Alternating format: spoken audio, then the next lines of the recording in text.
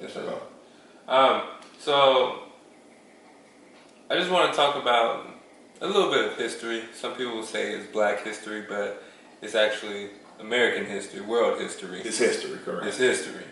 And what I want to talk about is the Freedmen's Bank. Correct.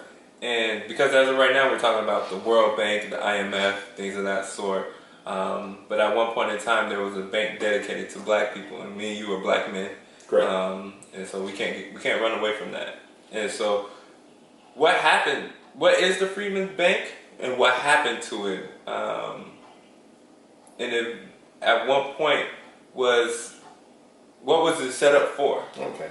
The Freedman Bank was set up for the descendants of slaves for after the signing of the 13th Amendment to the Constitution that abolished slavery in America. Allegedly abolished slavery in America. That's another story. Yeah.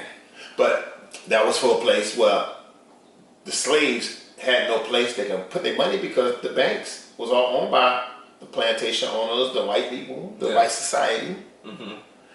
And there was no place we could never trust no one. So the government set up the Freedmen's Bank. Okay. So what blacks did, the descendants of slaves, put their money in this bank. All types of, but it was all dedicated for Black people. Yes. The descendants of slaves. Well, come 1866 on the Reconstruction, Andrew Johnson. I'm sorry, Black folks. There's no more money. Where the money at, we don't know. You on your own, eat crow. We got to rebuild the South. We got to release all these Confederate generals that committed treason against this nation. I'm sorry. Hey, I know it was a promise to you. It was a promise to the slaves. Now, I'm being sarcastic here. It was a promise to the slaves that we would take care of you because of the centuries of us holding you in bondage and raping you and selling you and doing all these terrible things that's never talked about in the school system. Yeah. Let me digress. Yeah. Okay. All right. So now all the money is gone, and once again we're left to wander. Yeah. Now, the government right now can make redress and take care of all the descendants of slaves. Pay us interest on top of interest on the duplicity of what happened and the scheme and the treachery of doing this to a nation of people, a group of people that never did nothing to you. No. Never did nothing. We was captured, sold, brought over here to entertain and to work for free. Yeah. To be sold off from state to state, plantation to plantation. And so when you see a government makes this gesture after centuries of bondage, brutal bondage, subhuman bondage, and you have a group of people who, got to remember, it was illegal to know how to read up until that point in America. This is 1865, 1866. They say, you were going to be killed. Correct. So imagine what it was like to go and realize that once again, you've been bamboozled, hoodwinked. Yeah. And so we go on another 100 years from 1865, 1866 of total devastation to our community through the same schemes of having predatory banking systems in our communities. So the Freedmen's Bank just goes on a long line. Please Google it. Freedmen's Bureau Bank. Yeah, you can go to blackpass.org. You don't even have to do that. You just Google. You can Google it. You can go to United. You can go to the Library of Congress. That's what I suggest you go to. Go to the Library of Congress and Google it. Yeah. So like when people say, oh, you need to buy Black, you need to invest in Black businesses, what's your thoughts on that, especially going back to what happened in the Freedmen's Bank and what's happened to us as Black people historically? Well, it would be great if we could do that if America would leave us alone. But America has a habit of destabilizing the Black community. And that's done strategically. Yes, sir. This is not manufactured what I'm speaking of, but it's no different from when we was considered chattel property. Up until the creation of this nation in 1776, and the 3/5 compromise, where you would classify people who look like me and you as 3/5 of a person going towards the count of a vote. Yes, sir.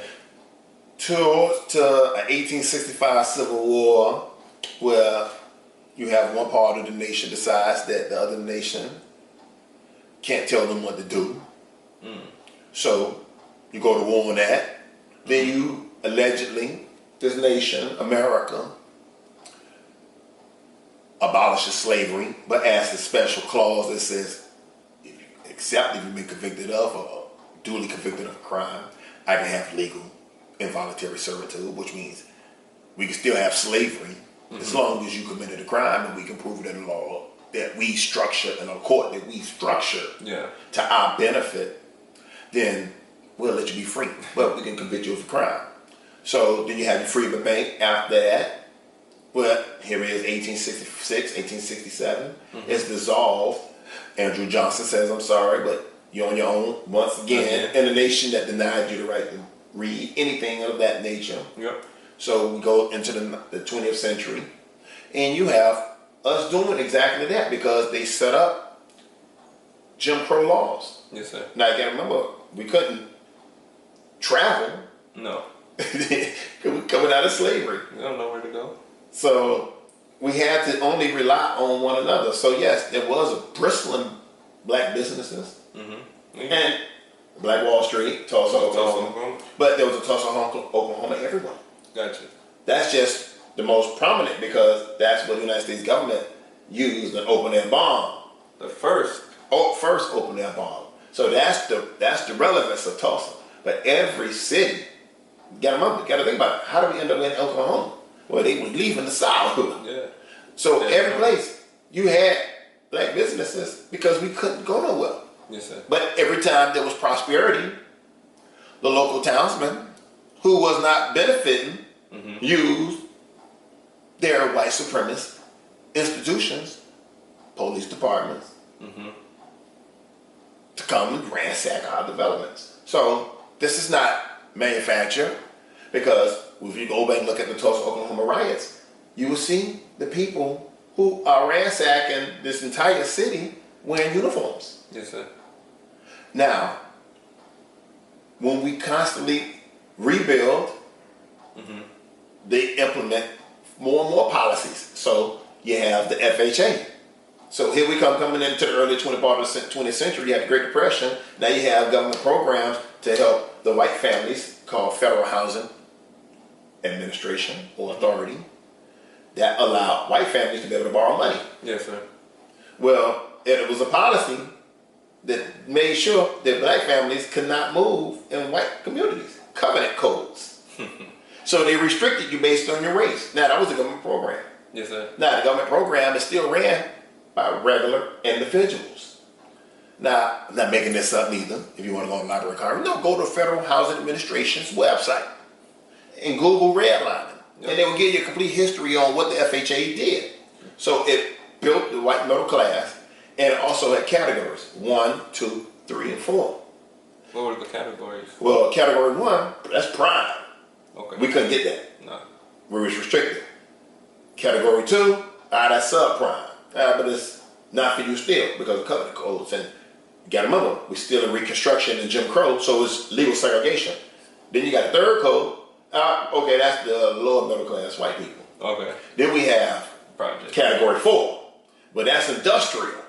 So what they did was, on the redlining, they put the black families in the industrial areas. Now you got to remember, we're coming out of slavery. Here's government housing. They don't want us nowhere around them, so they build up all these structures. They call them projects. Got it.